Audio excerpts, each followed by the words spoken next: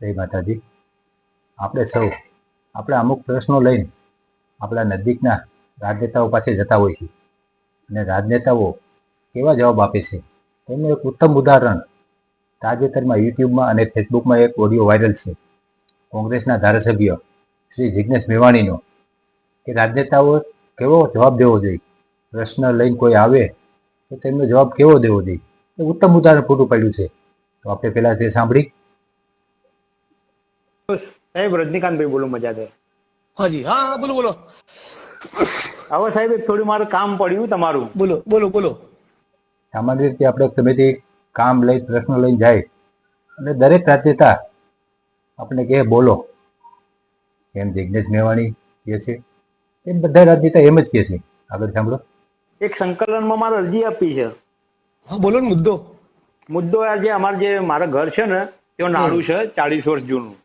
જી. હવે જે અમારી સામે જે મુમન સમાજનો વ્યક્તિ છે ને, હવે એ રસ્તો જે અમારો જે નાળાનો જે રસ્તો છે ને તેમાં 5 ફૂટ બહાર આવે છે, એના કોર્ટથી બહાર આવે છે. તો આ સવાલ સંકલનમાં ના આવે, તો તમારે ગામ લેવલે બતાવવો પડે. ગામ લેવલ યોગ્ય વાત છે. ગામનો પ્રશ્ન છે અને ગામ લેવલે પતાવવો જોઈએ, બરોબર. પણ તેનો પણ જવાબ છે. આગળ સાંભળો એટલે પછી ચર્ચા કરી. તો નહીં પતા એવું ગામ લેવલે તો એ લોકો મને કહો. બરોબર, ગામ લેવલે પતે એમ નથી. હવે આપણે એ ગામ લેવલનો ઓડિયો સાંભળી કે ગામ લેવલે કેમ પતે એમ નથી. ગામમાં જે આપણે રાજનીતિ કરતા હોય, ગામના જાજા ભાગના સરપંચો, તે શું જવાબ આપે છે તે આપણે જોઈ. સરપંચ એ તો મેં વાત કરી હતી. સરપંચ મેં તો આ રીતે વાત છે, બધો મુદ્દો છે તો કે રજનીકાંતભાઈ હવે નવો હું આવ્યો છું એટલે આવા હાથ કાળા હું કરું નહીં, એ હાથ હાજર કરે છે. બોલો. જોયું ને, આપણા ગામમાં કોઈ પ્રશ્ન હોય, હલન ચલનનો હોય, જમીનનો ગમે તે પ્રશ્ન હોય, તો નવા સરપંચ આવ્યા હોય અને તે હાથ થકી જ નાખે કે ભાઈ આમાં હું મારા હાથ કાળા નહીં કરું. કારણ કે તેને ડર હોય છે, મતનો ડર હોય છે કે મારે આનેથી મત મળ્યા છે, આ બાજુથી મત મળ્યા છે, કેનો પક્ષ લેવો, બરોબર. એટલે નવા સરપંચ તો આમાં હાથ ન નાખે. પરંતુ કોંગ્રેસના ધારાસભ્ય નીડર એવા જિગ્નેશ મેવાણી તો હાથ નાખવો જોઈએ ને.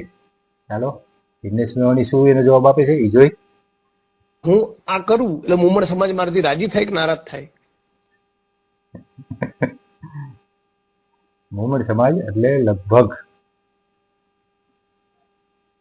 આપણે મુસ્લિમ સમાજ હોય કે પછી બીજો કોઈ સમાજ હોય, મુમણ સમાજ કહે છે, આપ સૌ જાણતા જઈશું. આમાં કોઈ સમાજનું નામ નથી લેવા માંગતો, પરંતુ તે સમાજ મારાથી નારાજ થાય એટલે લગભગ તો મુસ્લિમ સમાજ છે અને દલિત સમાજનો પ્રશ્ન છે, બરોબર. આગળ સાંભળો.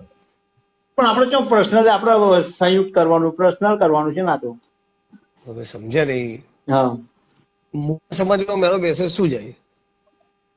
પર્સનલ કરવાનું છે, પરંતુ ધારાસભ્ય તે પ્રશ્નનો જવાબ મેળવવા જાય, બરોબર. મેસેજ શું જાય? સામે પક્ષે જે સમાજને પૂછવા જાય તો તેમાં વિરોધમાં જ કહેવાના છે. આગળ. એ વાત સાચી કે ભાઈ જિગ્નેશભાઈ રજનીકાંત થોડું તો યાર પોલિટિકલી વિચારો યાર.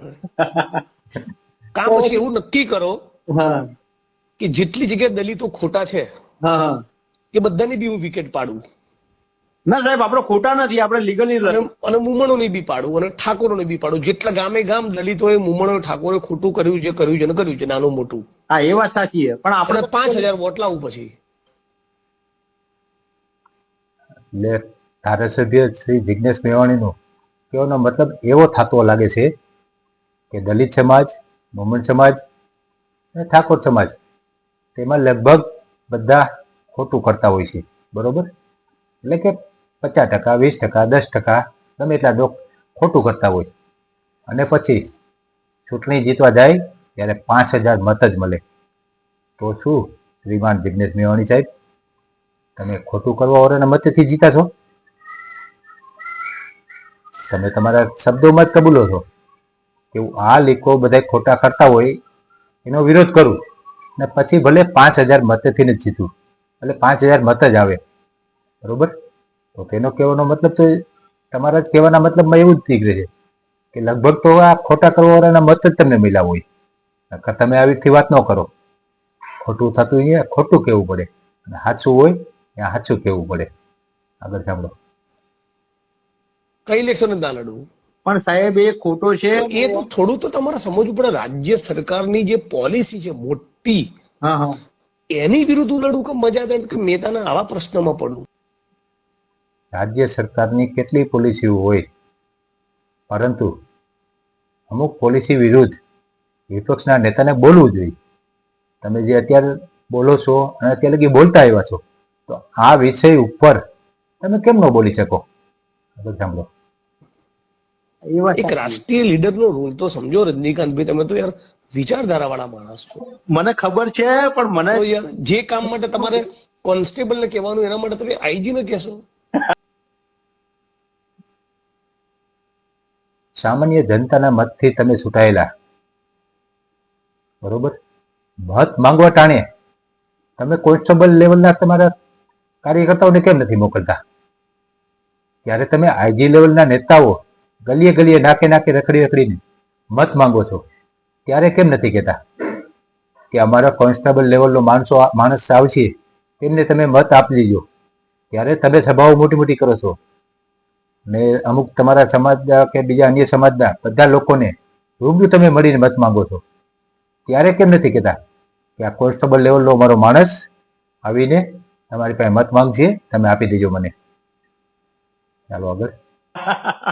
ચલો સાહેબ, હું મારી રીતે મુદ્દો લડી લઈશ, બરાબર? હા, એવું કરો ને મારા વાલા. પણ તમે મને કીધું પેલામાં તમે જવાબ નહીં આપ્યો યાર. તમારે બહુ મોટી ફાઇટ કરવાની છે યાર. એ જવાબમાં હું છું જ, અને મેં વાત કરી છે, બધી ચર્ચાઓ કરેલી છે. એટલે એ દિવસે મને એમ ચર્ચા જાણવા મળી હતી કે આપણે એસટી સમાજના બીજા અલગ અલગ કોંગ્રેસના, ભાજપના બીજા સામાજિક આગેવાનો પણ મળ્યા હતા. એટલે ખાલી ફક્ત એના પૂરતા અમે ગયા હતા. પણ એમાં તમે થોડુંક બીજું વધારે ફોલોઅપ છે ને, ટીમ મજબૂત થાય ને ગામમાં આપણી. હા, ટીમ આપણી મજબૂત કરવી હોય, શ્રીમાન જિગ્નેશ મેવાણી સાહેબ, તો સામાન્ય કાર્યકર્તા આપણી પાસે પ્રશ્ન લઈને આવે ને, તે હલ કરવો પડે. આ ઓડિયો તમારો વાયરલ થયો છે, કથિત રીતે સાચો હોય ખોટો હોય તે નથી ખબર, પણ તમારા નામેથી તમારા અવાજથી વાયરલ છે. પરંતુ આ પ્રશ્ન તમે હલ નથી કરતા તો ટીમ મજબૂત કેવી રીતે થશે? આગળ આપણે. રોહિત વણકર, સેનમાં શ્રીમાળી વાલ્મીકી, એ જરા એનું ઓપરેશન ચાલુ કરો. આપણે તૈયાર જ છે ને. અમે આ બધા છોકરા યુવા વર્ગ તો આપણે તૈયાર જ છીએ. બસ બસ. તો સાહેબ, હવે તમારી સલાહ લેવી, એવો બોલો. બીજો મુદ્દો શું ઉપાડું? કાં તો ફાઇટ કરું? હમણાં થોડા ટાઈમ મને ફાઇટ કરવામાં ધ્યાન રાખજો ભાઈ, કારણ કે મોટા મોટા રાજનેતા કાલે એમ કહી દે કે કોન્સ્ટેબલ આવી છોડાવી જાય, આઈજી લેવલના છોડાવવા ન આવે, અને તમારે મહિનો 15 દી, એટલે કે આપણે બોટાદમાં જે ખેડૂત આંદોલનમાં થયું એથી મહિનો 2 મહિના જેલમાં રહેવું પછી. એટલે ફાઇટ કરવામાં જરાક ધ્યાન રાખજો. આગળ. બધી બાકાત રાખો ને મારા બાપ. એટલે તમને તો બાકાત જ તમે છે ને મને બહાર રાખીને બી લડશો ને તોય મને નુકસાન છે. બોલો, એવું એ તો સાચું તમને કહું. સાચી વાત છે. જ્યારે કોઈ મોટા નેતાના કાર્યકર્તાઓ તે નેતાના નામે કોઈ આંદોલન કરે, એટલે ફાઇટ એટલે આંદોલનનો મતલબ હતો, કોઈ બાંધવા દેવાનો નતો. કોઈ આંદોલન કરે, ગમે તે કરે, અને પછી નામ કેનું આવે? જે નેતાના કાર્યકર્તા હોય તેમનું જ. બરોબર? તે વાત છેલ્લી યોગ્ય લાગી મને. બાકી મોટા મોટા નેતાઓ અને સામાન્ય નાના નેતાઓ ગમે તે, તમારા કોઈ કાર્યકર્તા કે સામાન્ય જનતા એના મતથી તમે જીતેલા છો, તેમના પ્રશ્નો કોઈ લઈને આવે તો તેમનું સોલ્યુશન કરો. તેમને આ જવાબ દેવાનો કોઈ મતલબ નથી કે એક કોન્સ્ટેબલ કામ કરી શકે, તમે આઈજી લેવલના અધિકારીને કામ સોંપો છો. રાજનેતા જનતાના સેવક હોય છે, અને જનતાનું દરેક કામ કરવું તેની ફરજ હોય છે. અને બીજું, આ સમાજ મારી વિરુદ્ધ થઈ જાય કેવી રીતે તમે જો કામ નહીં કરો તો તમે એક સમાજના જ નેતા થઈ રહો, તમે રાષ્ટ્રીય નેતા ક્યારેય નહીં બની શકો. તેથી દરેક સમાજના કામ કરો. જે સમાજ ખોટું કરતો હોય તેની વિરુદ્ધ બોલો, તો જ તમે રાષ્ટ્રીય નેતા બની શકશો. નકર ખાલી ને ખાલી તમે તમારા સમાજના અને એક સ્પેશિયલ સમાજના નેતા બની રહેશો, બાકી વિશેષ તમે કાંઈ નહીં બની શકો. જય માતાજી.